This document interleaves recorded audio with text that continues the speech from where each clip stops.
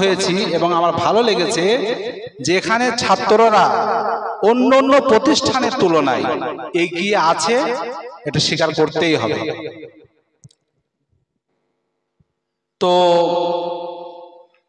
যে সমস্ত বিষয় আমাদের এখানে শেখানো হয়েছে আমরা তো সকলে জানি।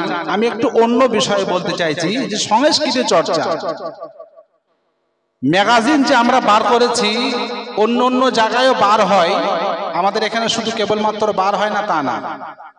আমাদের একটা ধারণা ছিল যে মাদ্রাসায় যারা পড়ে তারা বাঙালি সংস্কৃতি, বাংলার সংস্কৃতি খুব একটা হয়তো চর্চা তারা করতে চায় না, কিন্তু না,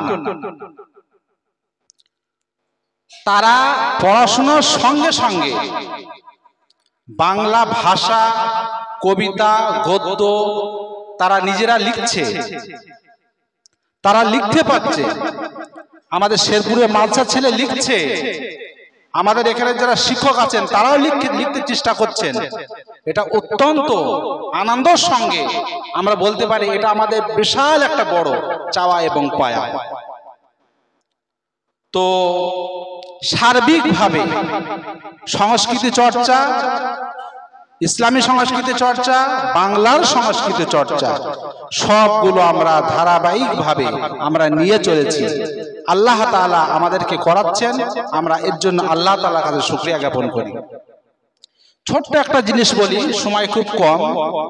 ছোটবেলা থেকে আমরা শুনে আসি লেখাপড়া, কিন্তু আমি যখন বিএড করি তখন জানতে পারি আমার যে সিলেবাসে ছিল লেখা পড়া, বলা